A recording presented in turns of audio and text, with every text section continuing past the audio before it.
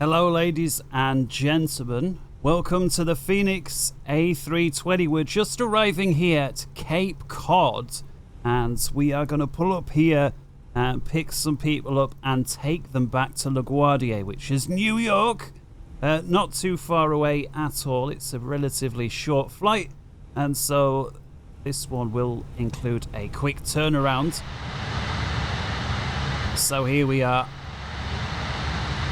Here's the latest Fenix A320, just gotten a real big update lately. I'll tell you what, we'll stop right there. Let's follow my armrest out the way. Parking brakes set, and as I haven't done it already, let's go ahead, get the APU on. That's now underway, and with it, nose light and turn off lights can disappear. We'll keep the beacon on for now. And then we'll take a look at what we've got. So rather than doing a full cold and dark, which I normally like to do, this one will set for a turnaround. Let's come down here. Looks like we have got some aircraft there. So let's go ahead and turn our transponder off. There we go. I didn't really do a full flight just now, so... some of these settings you may think, oh, they look a little bit off considering you've just done a complete flight. Yes. Just waiting on the APU. We see that it's starting up, and as soon as we've got that, we'll get it on and shut the engines off, and then we can go from there. So while we're waiting for that, let's set things up for our next flight. And we may as well load it in over here. Let's go ahead and set the chocks as well, seeing as we are stopped. Coming back over, and APU is now available. So coming upstairs, APU bleed on, and with it the engines can go.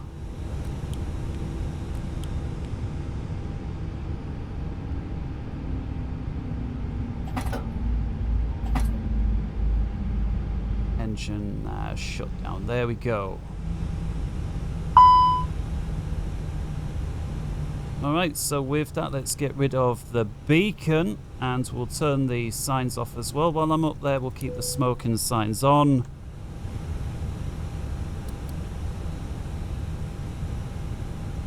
Take a little look then here. Alright, we'll do away with the ground power unit because we're using our own. So let's open doors 1 and 2 on the left.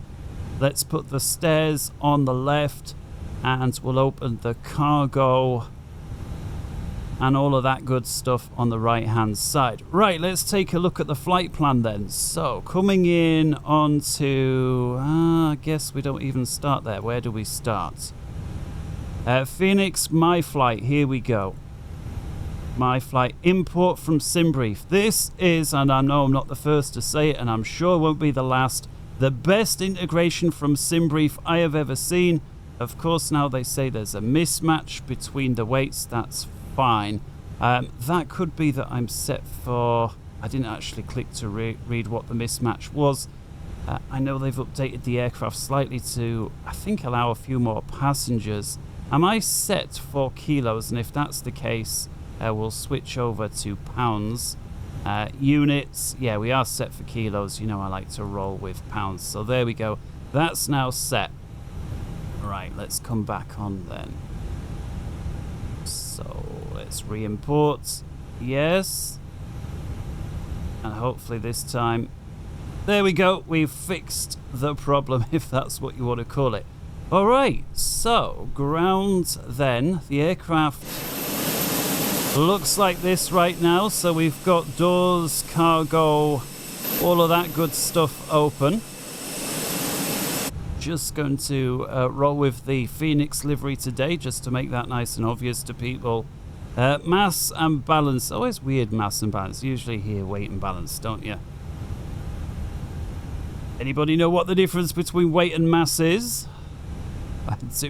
Do let us know, but don't look it up. If you look it up first and then leave a comment, that don't count. Alright, so let's have a look at the charts as well. Pilot brief. Just to make sure things are okay here. So let's go to click here to import, and hopefully it will spread our flight plan out correctly, because sometimes I found this didn't always work, and today it does. Look at that. We've got the flight plan, the weather, we've got the NOTAMs down here, and then I guess just checklist. But that doesn't always work for some reason, or at least it didn't used to. Yeah, so there we go. Cape Cod Coast Guard up to La Guardia, and if we take a look here, air distance 287, ground distance 245. That is because we're actually battling a decent headwind there. 50 knot headwind component overall. Average ISA plus 15 because we're in the summer, and actually going all the way up to 30,000, which surprises me really. The actual distance from point to point is just 160 nautical miles, so you can see there the rest of it is all made with SIDS and stars. What I'm really after here are the weights and so forth. So we need 13.8 on the fuel. So unless they give us exactly that, I think we'll just round it off to 14,000.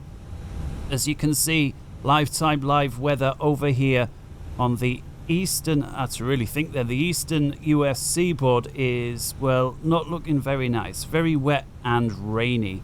Coming in then to LJ, expecting runway 04 at the far end. And that's already too far. Where are we looking for? Oh no, it's not far enough. Let's carry on going down. Here we go, passengers, 158, 5.2 on the cargo, giving us a payload of 33.1. And so 33.1's the takeaway together with, I think it just does it for you, but just in case, 14,000.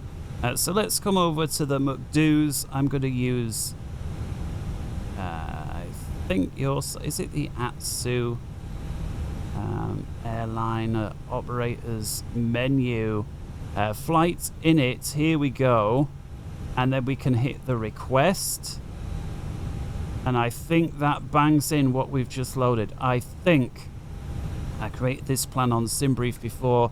There we go. By the way, we are flying as Fenix Flight 0107 because at the time of me making this recording here on Internet Flight Rules, we have ourselves 107 subscribers, so thank you very much. I can't believe we've already broken through 100 in 2 or 3 weeks' time, so that's quite something. And thank you very much for being a part of that. Let's come over then to the flight plan. Let's clear out some more of these cautions. And so we have got the CFM 56, which is I think standard for the Phoenix. You can't change the engines as far as I'm aware.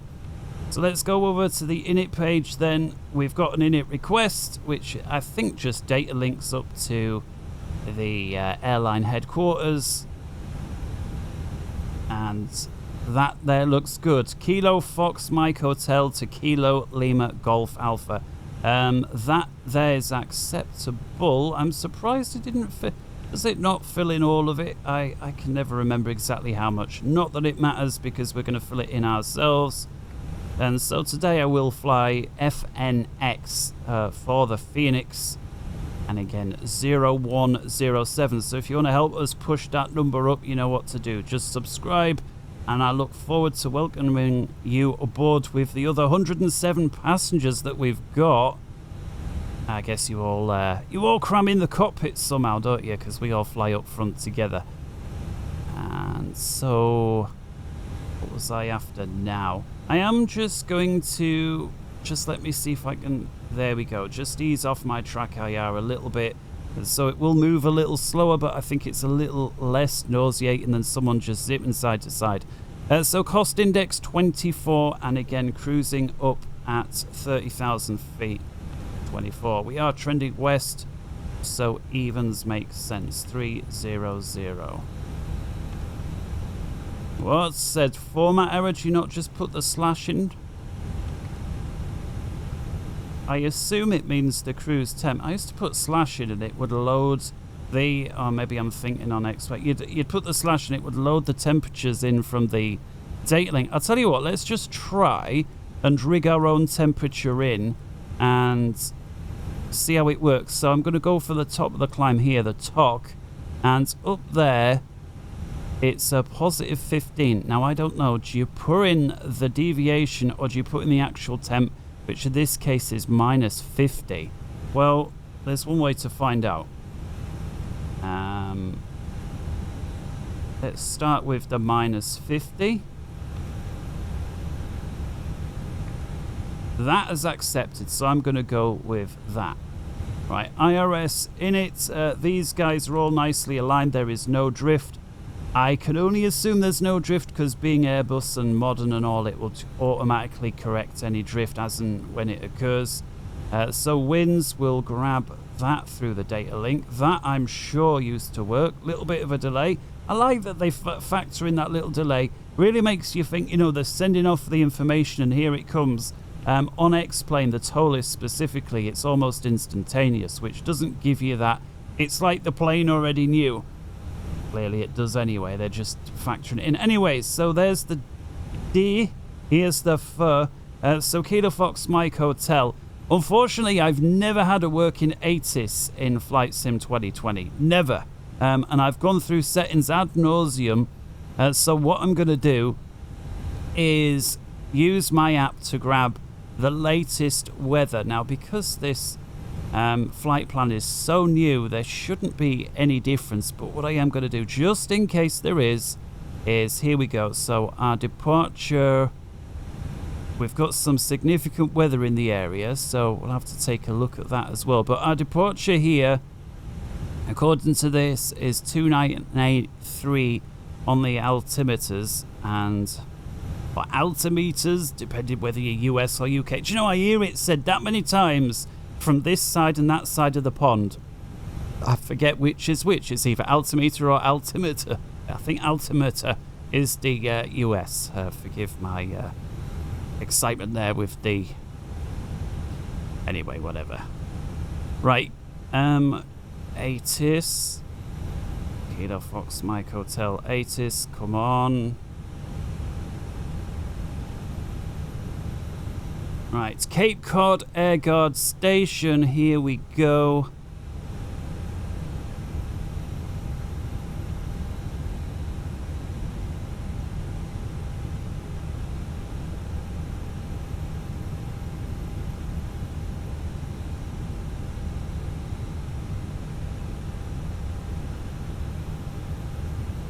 Winds 2008 knots. I'm now reading off my app. Let's have a look. How does that compare here? Winds that 1004. So actually got worse. Scat clouds at 4,000. Oh no, that's not necessary. Oh my goodness.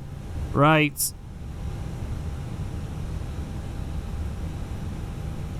Here we go. Here's the latest.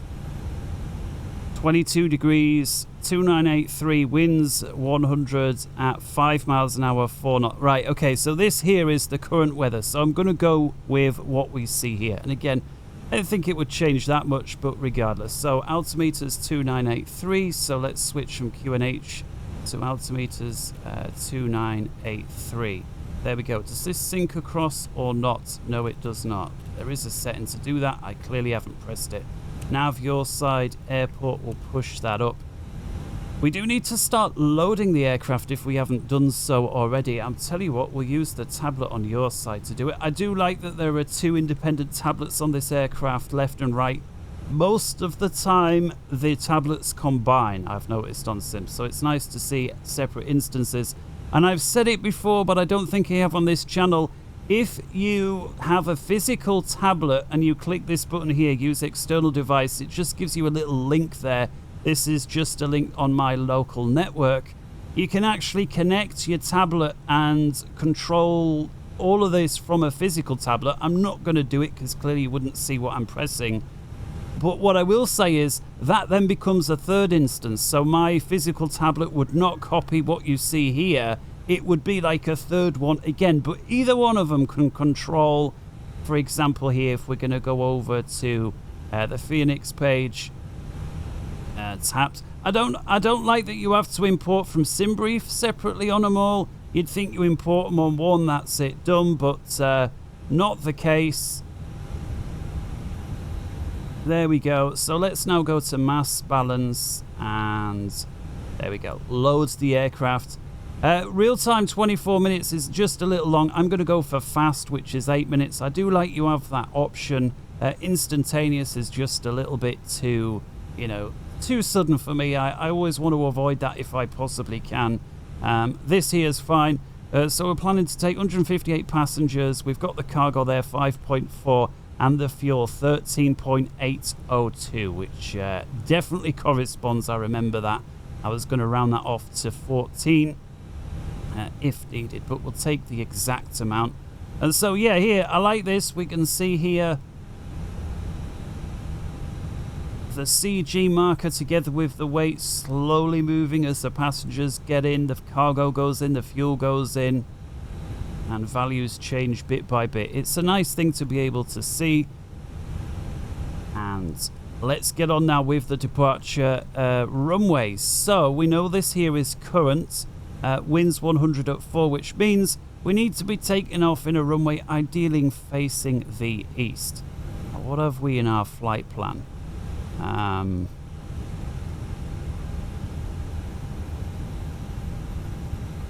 We are expecting runway 14. Well, that's perfect. That's in a southeasterly direction. Let's just check then that that runway is suitable. I think there are a couple of runways at this airfield. I just want to check it's not too short. So once again, import route from SimBrief. I am surprised, again, it just doesn't automatically do this. Why would you have to import the route separately on different pages of the tablet? You'd think it would somehow know and be able to just copy it across, but of course, I could be talking twaddle. So it looks like the Cape Cod has got very limited charts here. We've got ground and approach, and that is all. And taking a little look here, yeah, one's 8,000, one's 9.5. We can use any runway there. Runway 14 is right there. Heading 142, actually the nearest to our aircraft as well, which is great. And so runway 14 it is. Departure 14, that's been set. There is no SID, and so, well, clearly that's what we're going to use. And we'll bang that in there. So with runway 14 set, the current departure is wing straight and level up to 1,619 feet. That is probably going to be 1,500 feet above the ground. Here we see airfield elevation 130, 110, 126, just depends whereabouts on the airfield that you are. Taking a look at the approach information then, 414. I'm going to use the approach information just to check for the missed approach procedure, and that way we'll know if there's anything we really need to be aware of.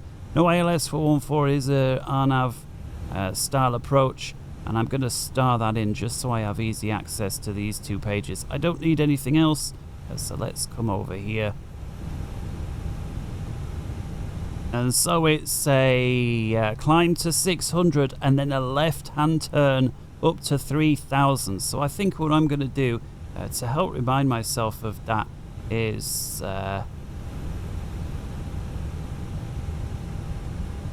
will remember. I was going to put a marker on, but I don't think we need to.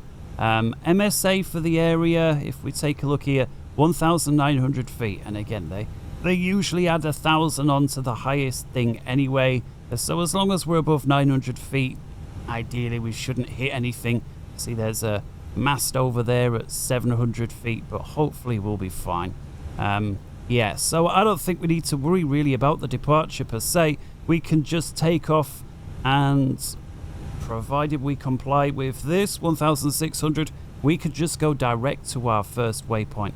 Speaking of which, is direct to put, which must be a VOR. So what I am going to do is just clear out the disco, and there we go, direct to put, bang. And so there now is the plan. It's like we're basically taking off in the wrong direction to turn around 180 degrees, and then round we go. Our approach into LGA is via Valry, direct to, we're expecting runway 04. Let's just have a little look at the weather right now. LGA 2972 altimeters, wind 080 at 7 knots. So runway 04 definitely sounds like a suitable one. and we'll check and rig everything up there once we're on the way. I do want to, I think you can set up an alternate on this, so I definitely want to do that once we can. So there's the diff rip. So radios, we'll leave all of that on automatic. In it again, page 2. We'll now grab our zero fuel weight and block stuff. Should be available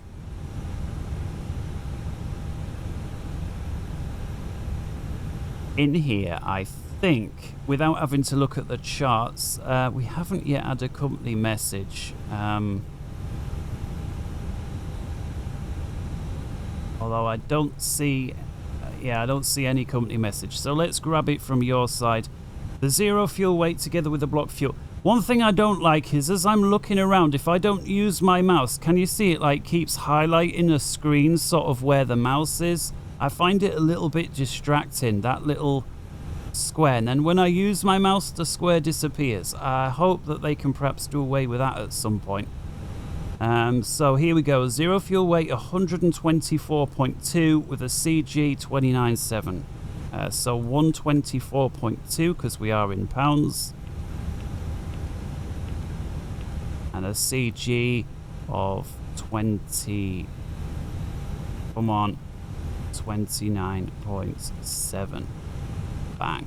Now one thing I've noticed here, they didn't used to give you that extra box when you were in pounds, so even though you had to put 3 figures in for pounds clearly, just having 2 boxes like what they've got here for block made you feel like you were doing something wrong. So it's a very, very minor change is that, but it is one that I've noticed because I have flown this aircraft before several times for FlightSim. It was the first quote-unquote proper aircraft that I ever saw for FlightSim 2020 that I wanted, because it just, what I saw was, hang on, they've actually got one that seems to, you know, really systems depth wise, they've really gone to town on it, and I maintain that view. It may not have been flight model wise the most realistic in the early days. I hope they've improved that now. We'll find out certainly, but in terms of system depth, you couldn't beat it. Now look at this, planned 13.8. We've used a little bit there for the APU. There's about 30-40 pounds missing,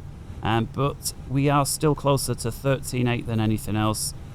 So we'll block that in there as well. 13.8. Bang. Right, we'll wait a moment or two for the thing to populate. There we go. And last but not least then, performance page.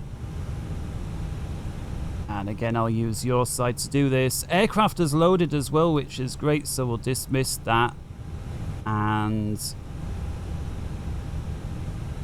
hang on, was the zero weight still climbing? 130.4 it is. Did I? Never mind. If it was only a couple £100 off. We'll see. Right, so performance page then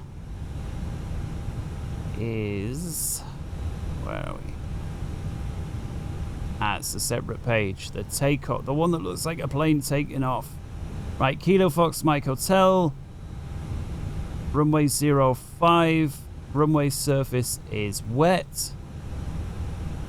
Tell me, is it 05? I seem to think it was, it's runway 14, so this doesn't actually load in from your flight plan, so I didn't know that, just beware. Flaps config, we will leave it at the optimum. Forced togo, no. Anti-ice not required. Packs, well, I like to have the packs on unless there's a reason not to. And I could look and try and fill my data in, but I'm just going to be lazy and click sync load sheets. Weather conditions, same again. I'm just going to sync the live weather. There we go, 100 at 4 knots. Temp 22, which is apparently QNH 1010, although we was operating on altimeters today. Seeing as we are, yeah, there it is, 2983. Seeing as we are in the US, we'll have a no intersection departure here, so let's just calculate. Do you have to actually say that there's none? Yeah, no, we're just taking a full length. So we'll calculate that. It's a long runway, 2,000, basically 900 meters, just a couple short. Speeds then 31, 42, 44.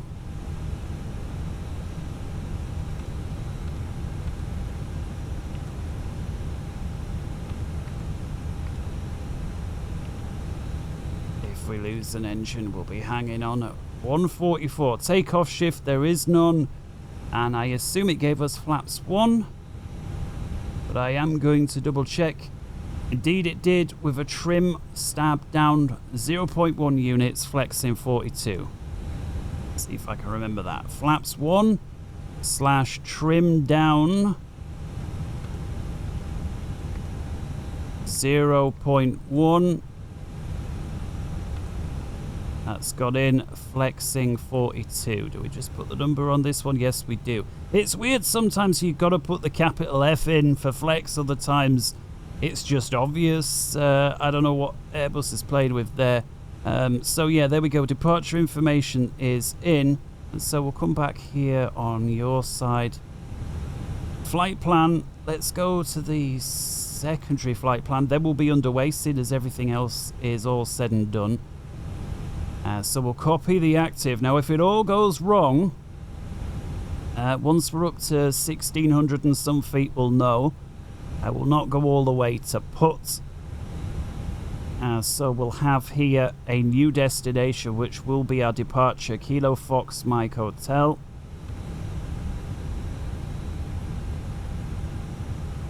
Are we going to have any failures today? I don't know. I think they added a load of failures to this. I think that was one of the big updates. New destination. There we go. The arrival will be the same as departure, which is ANAV 14. No star. VIAs. They have a few here. Let's just have a look and see. I did put them on my side. Which would be the most suitable. So if it all goes wrong, well, we'll turn left and then go here to Gales. I think that's the best spot. So if it all goes wrong on departure, it's a left-hander to Gales, he says, and I don't... Oh, there it is. It's right in front of me. Gales. There we go. Bang. So if it all goes wrong, Gales, and we don't need to clear the disco. We'll just rig it up ourselves. Speaking of which, the secondary performance page, because we ain't going to have time, is QNH, and again we're operating off altimeters 2983, 29.83. It should know anyway based on what sort of, you know, you're typing in 1004 or 29.83. It should be able to tell the difference, and I think it does. Temperatures 22 degrees, which happens to be the dew point as well, and winds were 100/4. It does load something in from somewhere, but that's not correct in this case. And the minimums are based on barometric. I like it doesn't let you do the radar. I say I like it. It's realistic in the fact that we're not doing a precision approach, and it doesn't let you put radar minimums for a non-precision, which I don't know why Airbus does that, but they do. And so it's nice to see that they've done that. I think on the X-Plane one, it lets you do either. Yeah, so coming down here, minimums then will be, I guess LNAV, VNAV 563. Again, this is only if it all goes wrong. We've got to come back, and it will be a flaps full approach, speed 135, landing 130. Right, that's all in. Let's go back to the standard flight plan, and I think it's time to go. So let's get rid of the plan page. We'll bring this nice and tight. I'm still not sure if they've got working weather radar in FlightSim 2020 or the Fenix. I'm not really sure what happened with there. There is a bunch of significant weather in the area. I do just want to have a cursory glance at that, because there'd be nothing more embarrassing than dropping out the sky. And on my games with Brain Chart, I did once fly through a storm in X-Plane, and the aircraft did drop out the sky. So taking a look here at the charts, there's something here, so let's have a little look here. So this here, isolated embedded CBs at 44,000 feet down to as low as this, which is 290. So there's a lot. SigWx 2 of 2 isolated CBs. This is 29 up to 41. There's the winds at the various heights. In other words, it's cumulonimbus, so it's stormy It's the stormy clouds we've got to look out for. We'll definitely keep one eye on the static air temp, and if it starts to drop at all, I think it's 10 degrees or less, we'll put the anti-ice on. But for now, let's close up, let's start up, and let's begin. Don't think we need a push back here. We're right in the middle of where we are, so I'm just going to go ahead, put the beacon lights on right away. Coming up over here, ground services, do away with the chocks. Nice that the doors and everything are already shut, based, I guess, as soon as we loaded up they closed everything. So we'll just have the charts on display here when it comes to the airport page. And so we basically need to do a right-hander and make our ways over there. Right and then left. Okay. Quick check outside. Looks good. Airport is a little underwhelming, but I am just using the stock scenery. Auto brakes max RTO. Somebody asked me if I could show what plugins I'm using for X-Plane, and I will do that in another video, because I am somebody that sticks by the, you know, sometimes less is more, at least when it comes to plugins. Somebody's saying, yeah, the same goes for language, and you babble on for days, which, yeah, guilty as charged. Right, so beacon is on. Let's come down here. Oh yeah, I think we can actually fly our number today. Which was, yes, we can. So 0107. So we'll actually be squawking the current number of subscribers on the channel. We'll set this to altitude reporting off. We'll turn that on. And we'll start engine number 2.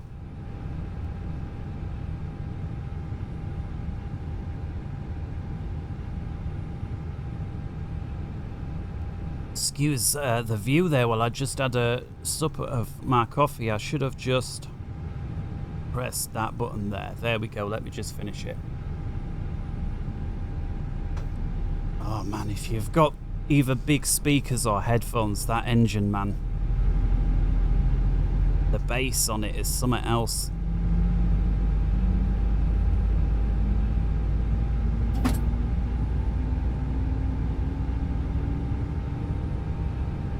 That clunk to me was like the engine was on bus, and it, well, I guess now it is charged, but it felt like it clicked on a little early, but you know, what do I know, right? Signs on. Let's go ahead, start number 1.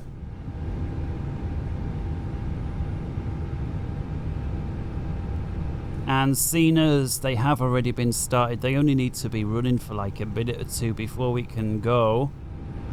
Let's come over here. There was one last thing we needed to check, and that was our min takeoff.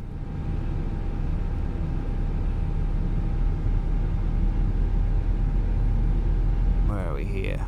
13,497, so we'll call it 13.5. What we got? We've got 13.7, so we've got £200 to get from here to the, well, I was going to say togas, but it's, you know, we're not going togas. From here to the flexes, let's call it that. All right, both engines are on, 1 and 2, so let's get rid of bleed, get rid of the APU. Turn off lights are on, taxi lights are now on. Start switches off. The boards, flaps set to 1. Have to do a quick flight controls check. Forwards, neutral, aft, neutral, rolling left, neutral, rolling right, neutral. Little check with the rudder, right boot, neutral, left boot, neutral. All checks good. Releasing the parking brakes.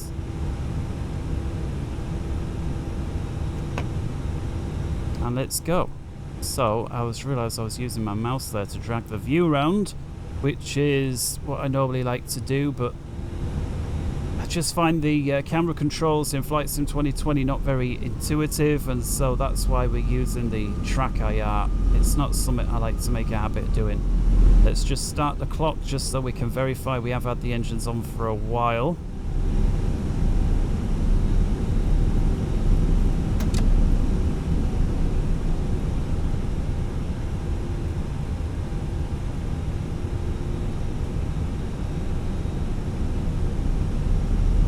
So here we go. 35 minutes after the stream start, we are on the way.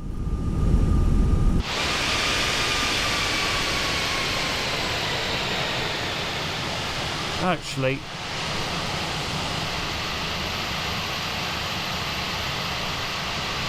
oh, you know, I always like to do these little checks on the channel, don't I? So we're going to do a little check with the tiller here. A big part of it.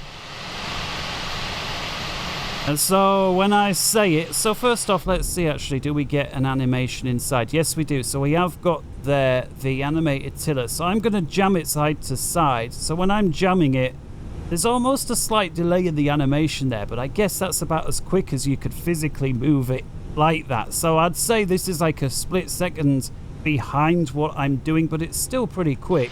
Let's have a look then at what happens out here. Right, so 3, 2, 1 now. Oh wow, look at that. Oh, I like it. Oh my goodness, man. Fenix has not given the instantaneous cartoonish nose wheel steering response. Those of us, you know, that really like our X-Plane because we appreciate the realism. Oh my goodness, man. We've got a real contender on our hands with this one. I mean, I always thought that, although the flight model, again, it weren't very good.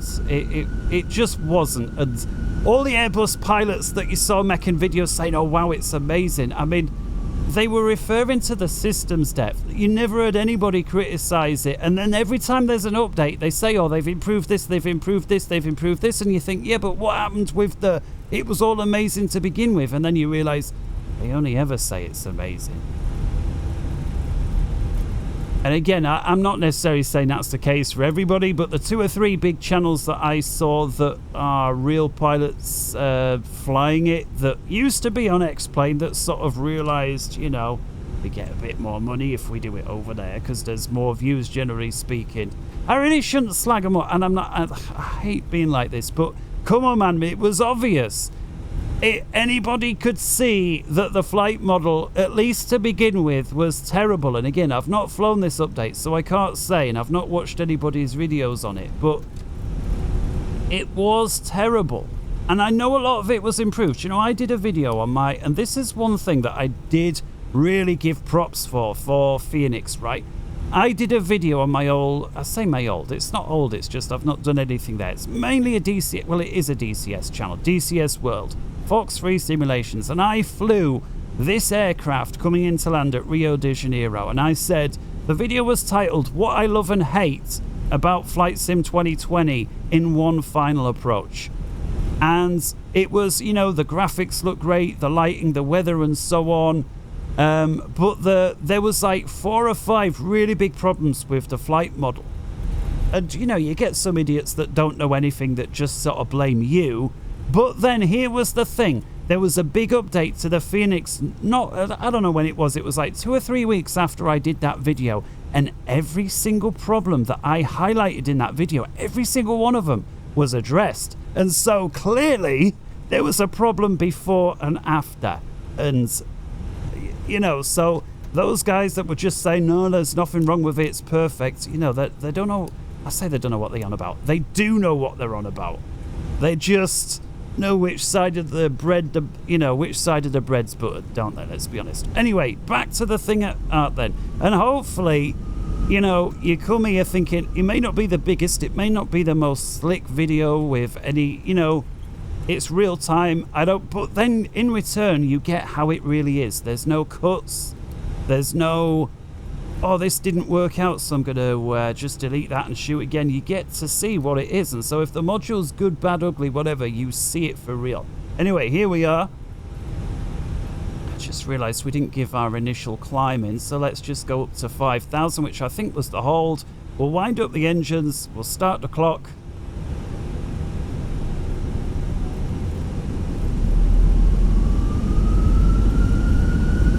I just realised the other thing I want to do is the TARA here. We want the out reporting on, and with it,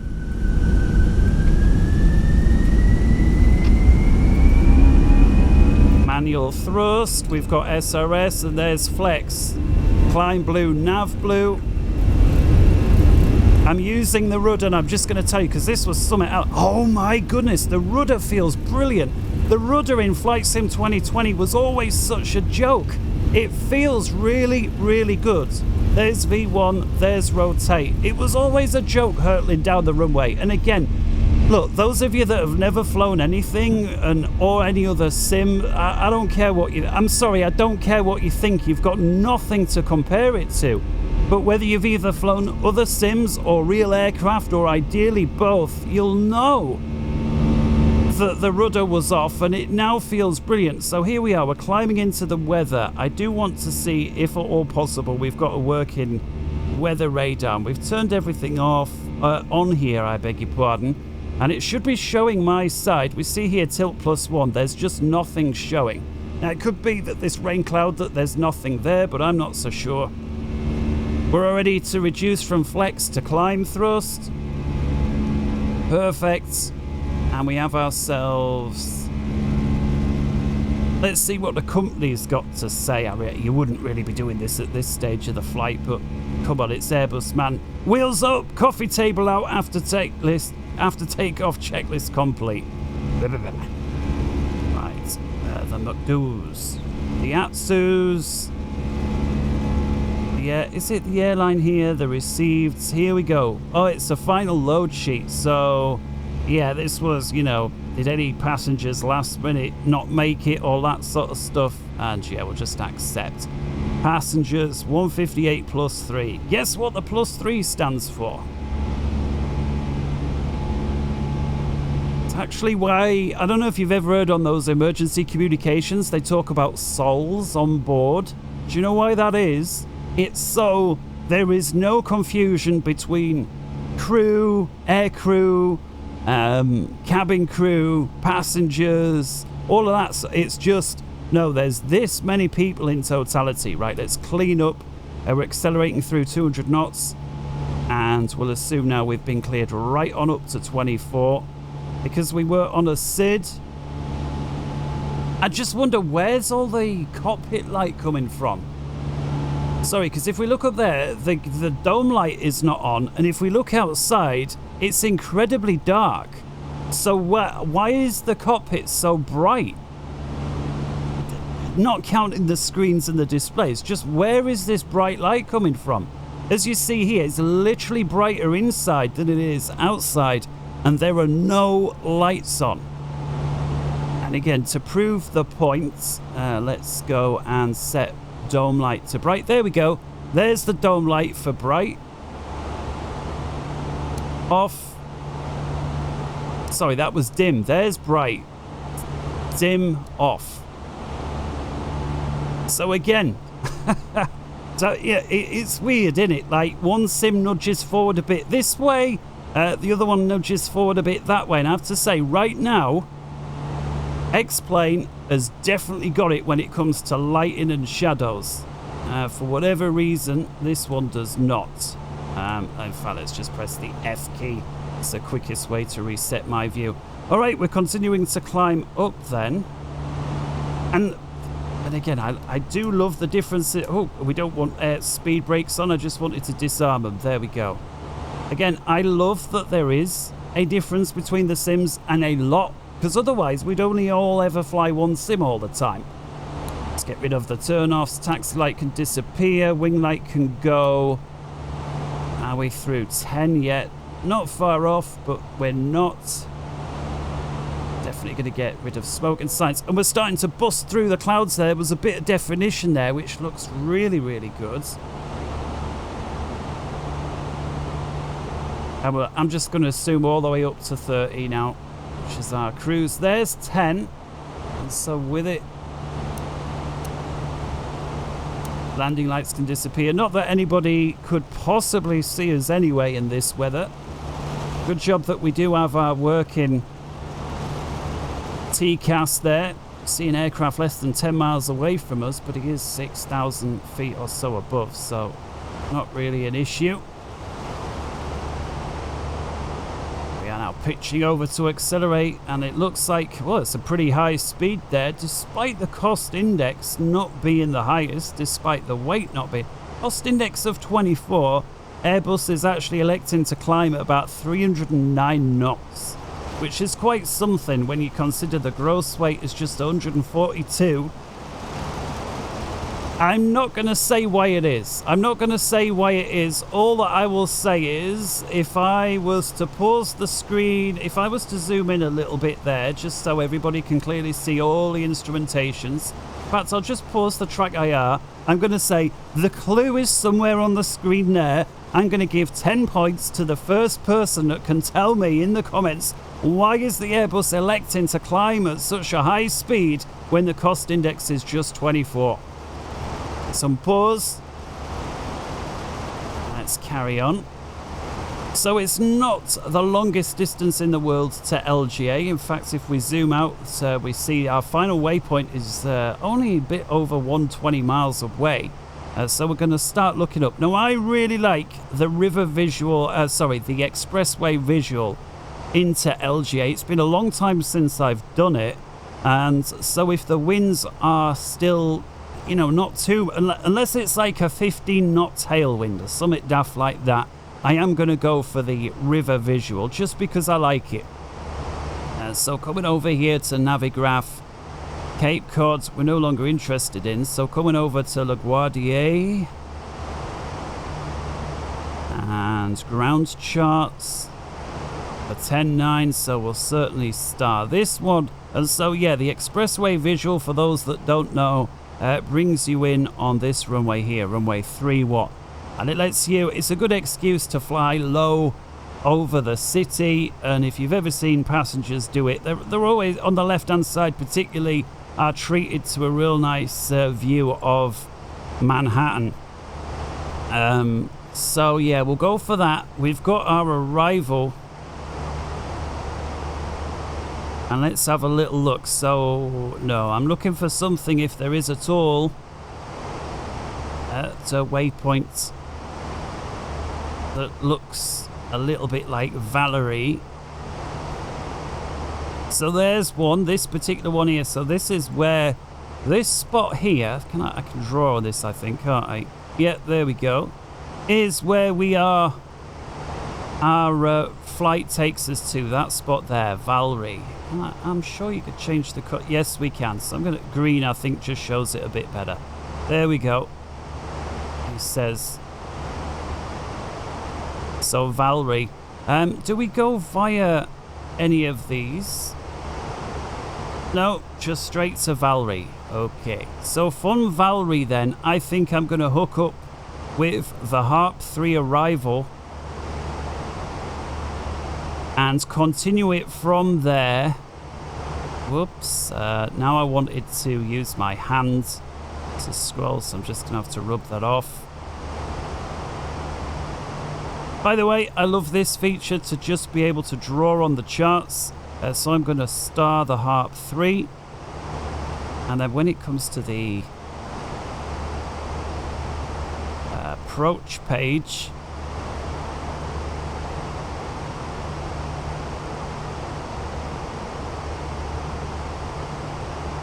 Park Visual 3.1, here we go. So this is the one. So we come in like this. I thought it was the expressway visual. I think actually they're basically the same thing. Looks like one's been replaced with the other. So the expressway visual. Now there is an RNAV approach that is basically the same. So let's have a look at this. The RNAV Yankee for 3.1. And that is definitely not the same. Let's just have a look if there's another one. So here's the Zulu for 3.1. That is definitely not the same.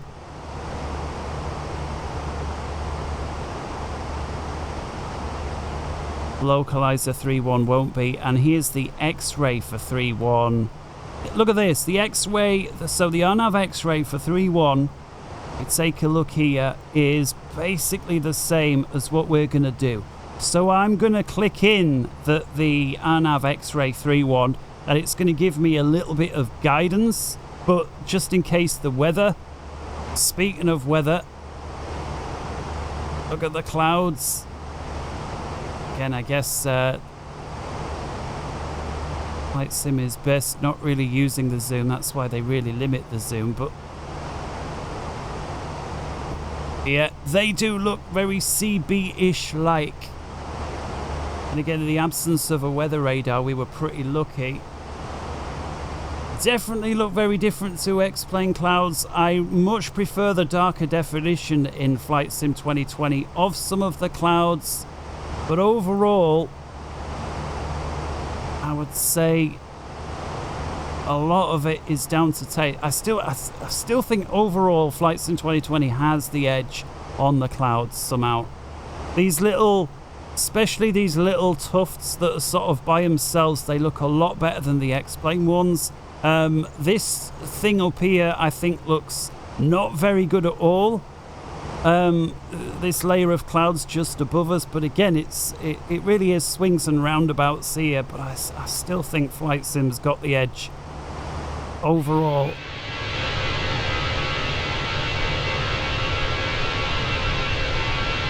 That right there is a screenshot. In fact, here's my screenshot button. Bang. I don't know if I'm going to use that on the thumbnail.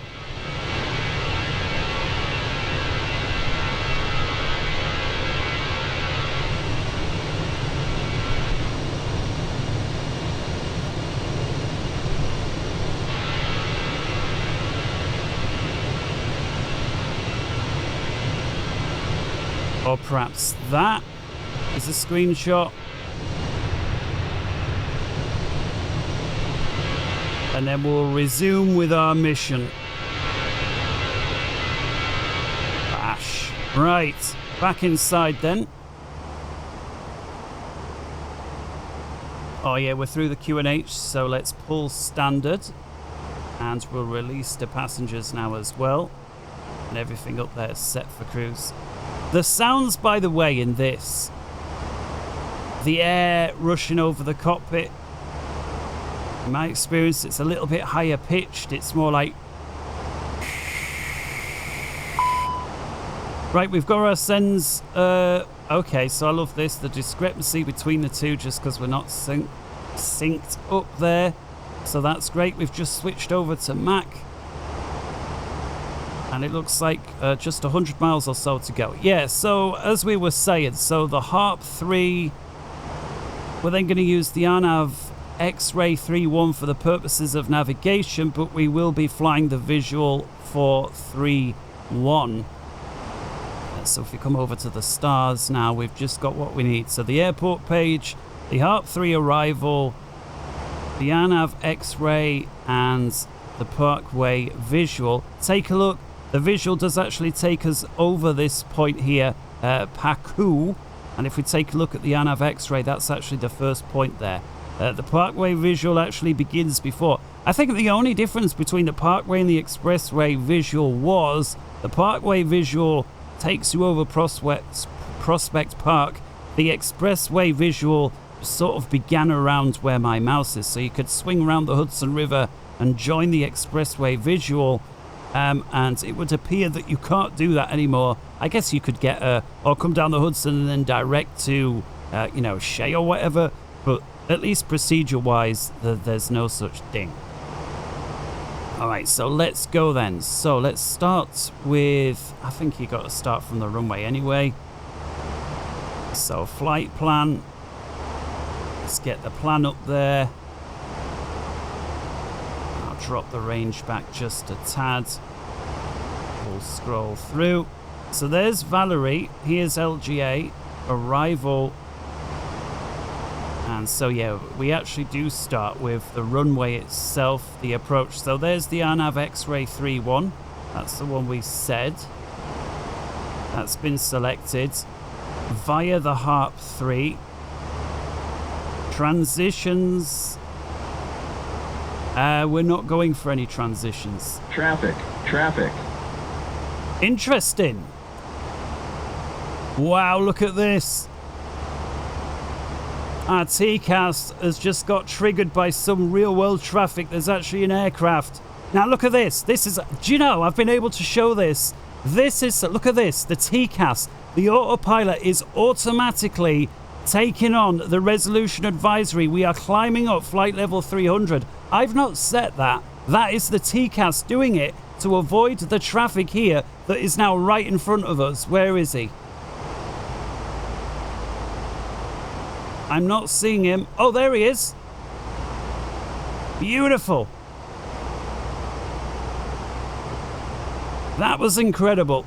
And look at that. The conflict has been resolved. Autopilot's diving us again. This is interesting. Actually, well below. Clear of conflicts. I don't know if you heard that in amongst my excitement. And now the autopilot is just using regular old VS to bring us back to 30,000. Do you know what? If the pilots was asleep or drinking their coffee or whatever, they wouldn't have to do anything. And they always have to follow what the TCAS says anyway, even if ATC says to do something different. So they really don't need to let go, do they, at all, of anything? Unless, of course, ATC said to do something before the TCAS. Anyway, we're coming up to the equal time point here, just around 12 or so miles away. So, right, excitement out the way. Should have got a screenshot of that. I think what I'm going to have to do is forward my video and perhaps consider it. Right, so all of this I think was rigged up, so let's just temp it. So Valerie, Bazite, there we go. So that's looking great. That brings us all the way over.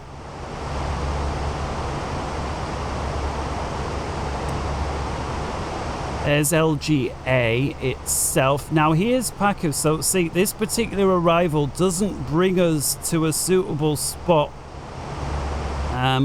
you know, to really grab Pacu. So if we come back to the Harp 3, yeah, it brings us on like this to LGA. So what I'm going to want to do, just for the purposes of, you know, so we've got something nice to look at, I'm actually going to clear out the LGA. We'll still go down Harp. And I think there is a couple of waypoints down the Hudson River that we can basically follow so that we are in for a treat. So if I come over to Navigraph itself, I just want to view the, I guess the route is the button to do it. Here we go. And let's zoom in. Zoom in. Zoom in. So this one here is the Hudson. Here we got Manhattan. There's LGA, JFK's down here somewhere. And so I'm thinking, rather than go direct to LGA, we'll follow some of these here. So let's... I am going to just accept that for now. But then we're going to clear... we're going to clear out LG... Well, let's clear out the manual for a start. Let's also clear out LGA. And we'll accept that. So after Crawley, which is somewhere further up, I want to be, let's go to Victor Charlie 303. That is definitely over the river.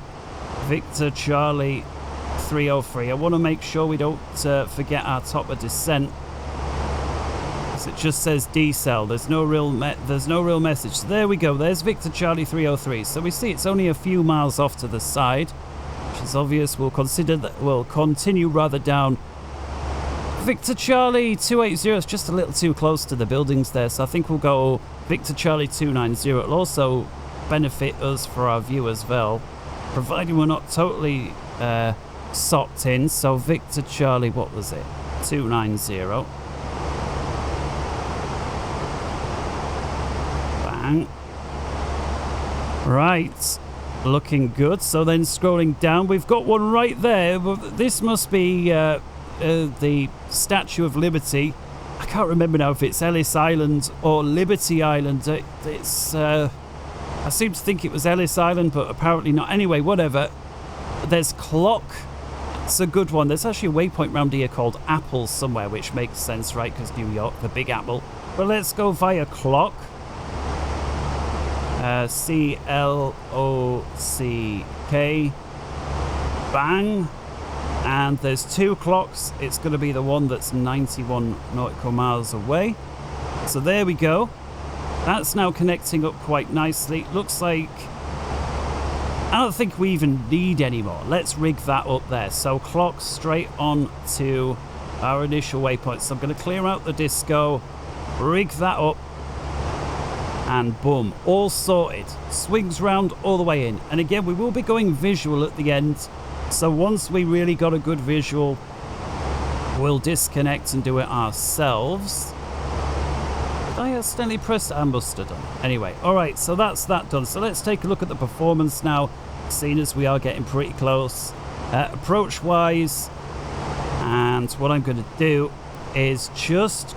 In fact, do we not have data link here? I think we do have data link, don't we, for the latest weather? Weather request. Yes, we do. Kilo LGA. And I think this pulls it from the same place my phone would anyway. So METAR's the only one that I care about. Message. Alright, work that one. Return. Received. Weather. Here we go. LGA. 0504 knots.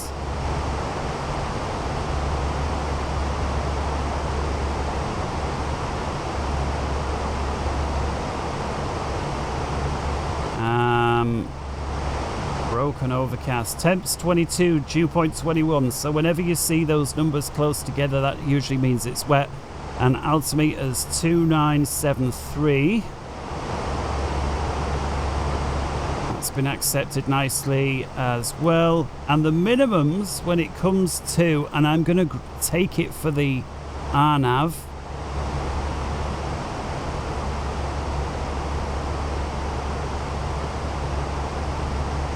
Is 1160. Again, because if I can't see it, we're going RNAV anyways. So there's that. So all of that's been rigged up nicely. I think I'll keep the performance my side now and the flight plan on your side, because everything else there's looking good. We'll switch back to the arc. The plans are good. Reset the view. Hang on, I just realised the autopilot, it disconnected our heading as well. So that was my mistake. I really should have been aware of that. So let's do it manual like. The only reason it really concerns me is we lose an idea of our vertical profile. Let's go ahead and put some situational awareness on. I'm going to go for the airfield itself. In fact, runway 31 on the airfields. And 30,000 feet times 3 makes 90 miles. We're 80 knots above 200, so add the two together. That means 98 for descent. We've got a 60 knot headwind-ish, but it's sort of quartering, so 50. So take 5 knots off that. So that makes it from 98 to 93. So in theory, 93 nautical miles, if we were straight in, is where we need to descend. Although we are doubling back on ourselves. We see we are inside that protected area. Top of descent for the flight plan is shown on the arrow as well, rather than Todd. We're not in a Boeing, so let's just assume ATC says turn left 240 degrees.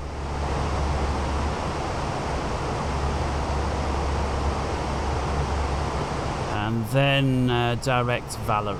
So direct Valerie. One thing, you know, there are obviously big differences between the Boeing and the Airbus. The way that they work, even though from the outside they're very similar. The 320 and the 73. And one thing I really like about the Airbus is if you are on heading mode and you mess around with the FMC, or the McDo as they call it, and go direct to wherever, it kicks it out of heading and actually puts it into what we would call LNAV, or what Airbus calls nav mode, and just goes straight to. And to me, that's obvious. Like, if you want to go direct to somewhere, you want to go direct to. So why would you tell it once down here and then separately then have to put it into LNAV? So I do like that. Something else on the TCAS here, just 200 feet or so above us. 20 miles away. And it's heading, yeah, it shouldn't really be coming the opposite way.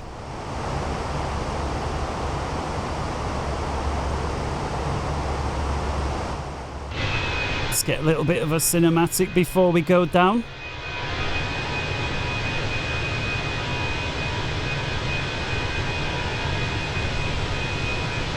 That's another screenshot. Doesn't look very exciting though, does it? But it sort of tells the story once you're up high. It's all blue sky and sun. I tell you what, those clouds there look particularly good.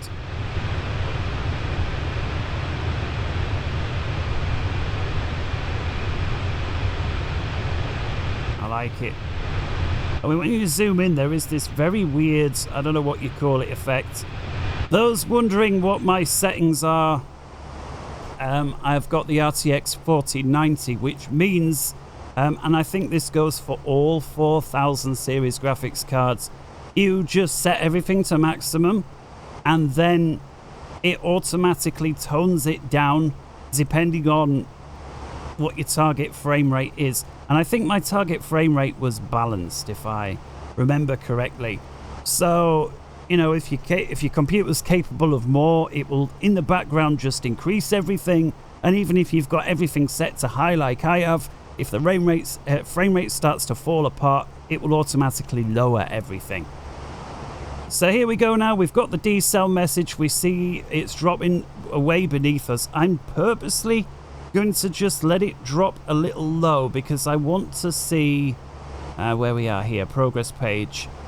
I want to see us having to catch up with it. In fact, I'm going to put in here as well, KLGA 3.1. Sometimes you'd put the final approach fix in there as well. I do understand why both, but our FAF is so close. And we're not actually getting a vertical deviation, but we know we are too high because of where this dot is on the altitude. So what I'm going to do, wind us down to, let's just say 24 for now. We'll go managed. Oh, that with the, you know, the bass and the engines, man, just something else. Yeah, so it needs drag to pull this off. Here you see its buffer. So ideally it wants to do 281, but if we are coming in a little low, it will go up to 262, all the way up to about 302. Clearly, we need to catch up, so it adds more speed. More speed equals more parasitic drag. More parasitic drag equals less efficient flying, which is, you know, how you'd catch up. So let's have a look. Do we have a progress now? There's our deviation now, 1,000 feet. I'm going to see if it can catch up by itself without the need for boards. So it's going right up to this upper margin. I mean, surely, I don't know why there's any reason why it can't continue to accelerate. There's no speed restrictions that we can see here on the constraints page. That isn't to say there aren't any, because I didn't actually check. Let's have a little look. Because I don't see any constraints on the screen there, which is interesting. Harp 3. Now there is one here. Look at this. 8,000 at Bazai. No ifs or buts. Why is that not showing there? Bazai.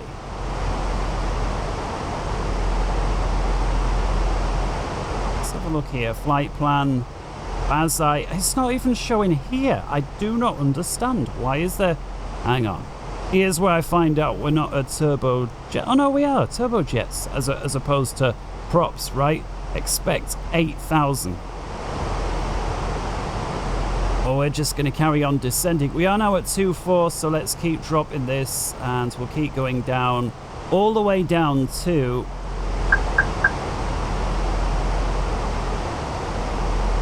Just wants drag. Where is the first actual restriction per se? It's at Paku. And what do you want at Paku? 3,000 feet. 3,000 or above. Well, for me, it's going to be 3. So there we go, 3,000, and we are managed. We're about 40 miles, it would seem, and at 23,000 feet, that doesn't really go, does it? We've got 20,000 to lose in 40 miles. We've got this little bit of a right-hander here that is giving us a few extra track miles. So what I'm going to do, let's go open descent, manual speed, and I'm just going to make sure we don't drop through 10.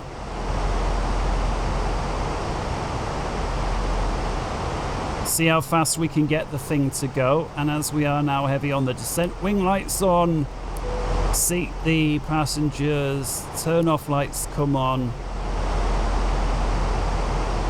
It's getting a bit hot, so we'll turn it down a notch. And everything I think we've completed, you know, we haven't got our secondary set up, so let's just do that. So we'll copy the active, and if we have to divert,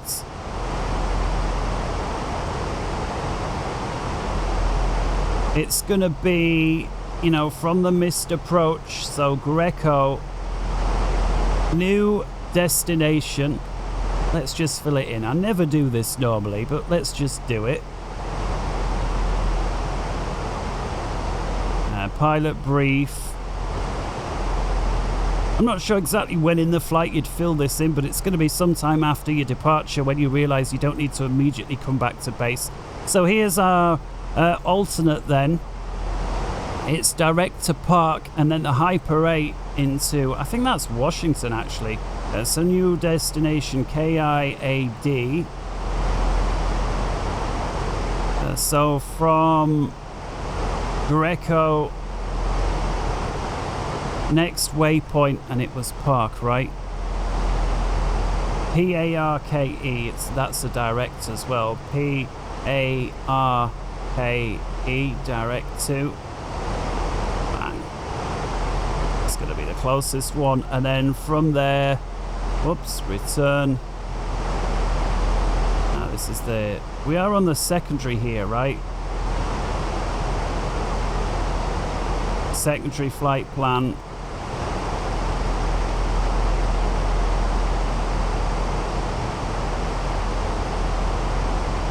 KIAD arrival. Let's just pick ILS 1 center. It's the star that really matters. We'd get further instructions as we were going. The Hyper 8. There it is. Hyper 8. Right, we'll just leave it at that then. Return. Back to the normal flight plan. We're through the changeover. Look at this speed. We've done well. Could get another 10 knots on. So let's go local now. And what was we expecting over here? Performance. Next phase, 2973. So we've lost a bit of pressure between Cape Cod. And before it starts getting all upset, 2973, and we're very close now. The airfield is just 12 miles or so over there. We're starting to see parts of the river and Manhattan. Here's 10, so let's drop the speed. And we do need a bit of help now to slow down, so I'm going to put the boards all the way up, which are going to be so effective at this height.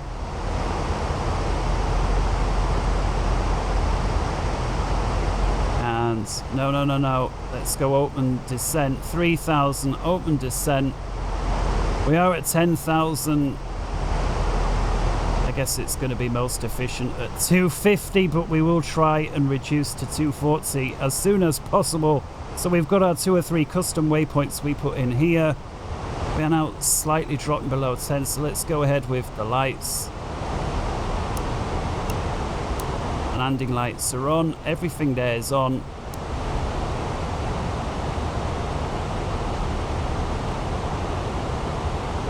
go then. Did I even start the clock for that? Yes, I did. 34 minutes, which was about how long it took us to get going, I think, from the start of the stream to the takeoff.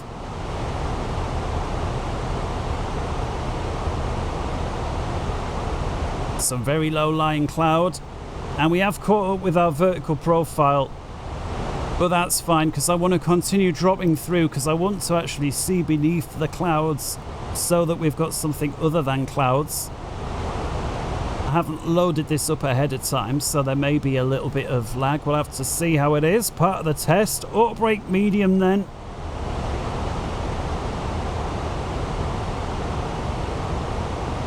We are now dropping through the vertical profile, which again is fine for me because I am trying to get down. And we'll go to full zoom now.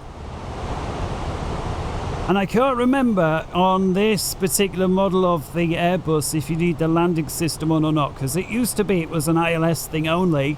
Then of course the RNAV, which I like to, sometimes it comes up with FLS, which I just call the fake landing system. It's, you know, it's all the RNAV stuff, but some want you have it and some don't. So let's press LS, and here we do actually get the runway 31 indicator there. So there is like a, again, so I call it fake landing system, but not all of the Airbuses like it, and I do forget which one is which because I own about 4 different Airbuses. 5, I think I own 5.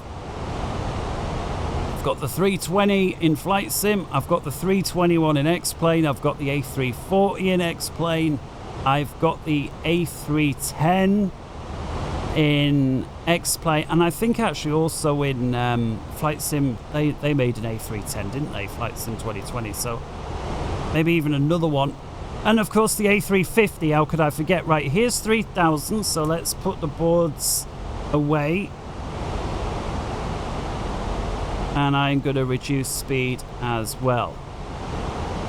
So we do have an aircraft here about 1,000 feet beneath us. I don't want the Airbus trying to dodge this guy. He might be messing around at Teterboro.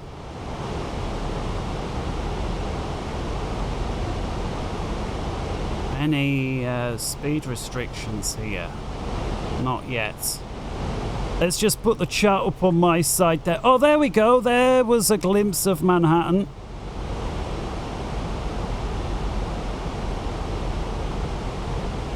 LGA, start,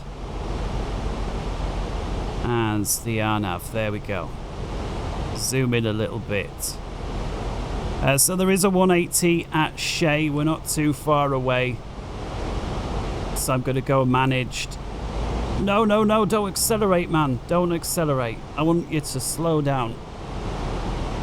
Yeah, look how close we are to Shea. Like 3 or 4 miles away. We're already at 230 knots, and manage mode was wanting to accelerate. Let's go ahead, seat the cabin crew.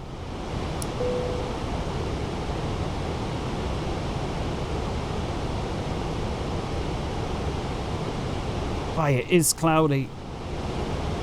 Right, down we go to 2. I'm just going to go managed on the height. Dropping away beneath us, and let's go flaps 1 and continue to reduce to 180. Right, we do now have some info on the screen. There we go with regards to speed and height restrictions. No idea why they didn't show up before. It is poor visibility. We've got a 165 knot speed restriction coming up, so I'm just going to dial that one in as well. Let's go flaps 2 to assist with the decel more than anything else. Runway just 5 or 6 miles away. And there we go. I was talking about the fake landing system. There it is, the FLS. Let's go on that. Now this is dropping beneath us. Let's put that up to 3,000 feet, and I'm just going to wind this down manual like.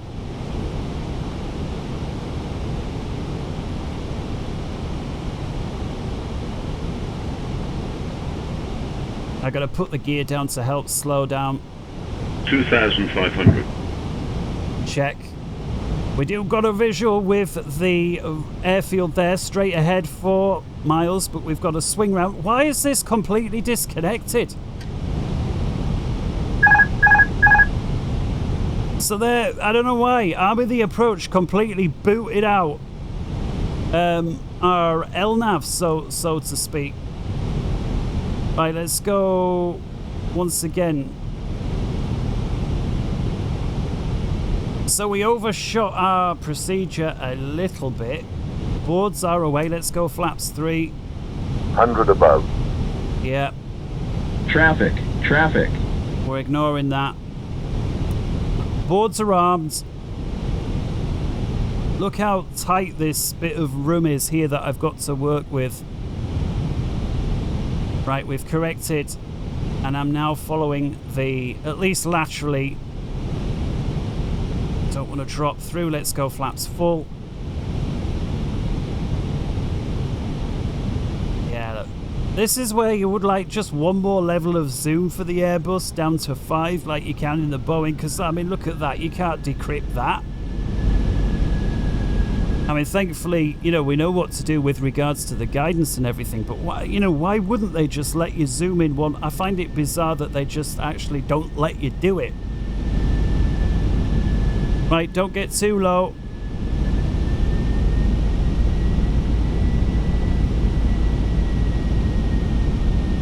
Let's carry on with the turn. Just keep descending a little bit, and runway is in sight. 500. Just avoiding these, coming close to these buildings. I've seen a video where they actually fly over those just to our right, but we're just going to avoid it to the left. We are a little low. We've got a couple of reds. I say a couple too many. 300. There we go. Oh, there we go. Just getting a white back now. Let's continue to descend. We're on profile again. Got a nice 13 knot crosswind from the right. I thought it was taking me a bit of a while 200. to straighten off. And LGA looking as busy as you'd expect. 100. Light slope. 40, 30, 20. Retard. Down we are. Tell you what, there was a very weird feeling there with how it behaved. Well, the reversers. The reverse button for me still just not. There we go. And then you've got to add power. Right, manual braking anyway, whatever that is. Alright, so the way that the reversers work, at least for me, a little bit finicky still, but never mind. Come on, manual braking, here we go. Let's get rid of the fake landing system now. APU start up, we're off the runway so the landing lights can disappear, strobe lights can go. I did forget to put my Lowe's light on for landing clearance, but I guess we were just too busy. There we go. Wing light can go as well. Ladies and gentlemen, welcome to LaGuardia, New York, where the time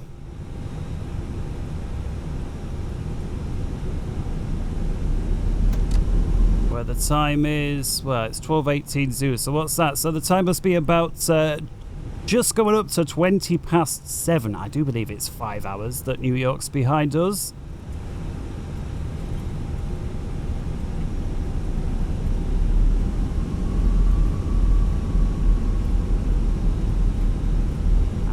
Up as we do, so getting rid of the boards like that, flaps 4 3 2 1 like that. Oh, looking pretty busy, I have to say. Have you got a spot for us? I realize I'm not looking where I'm going here. Have you got a spot for us? They say no, you never filed, you just pitched up, you didn't even get clearance to land. I know. APU's available.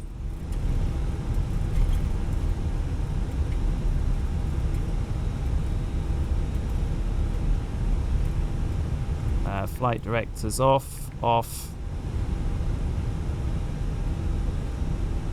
Here we go, this'll do.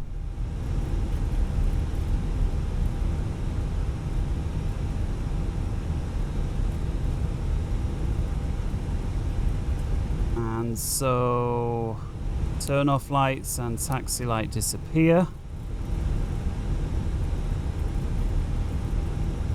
I guess it's going to be tight, but you know what? If we don't get an external view, we can but pretend it worked out very nicely. Where are we here? APU bleed on.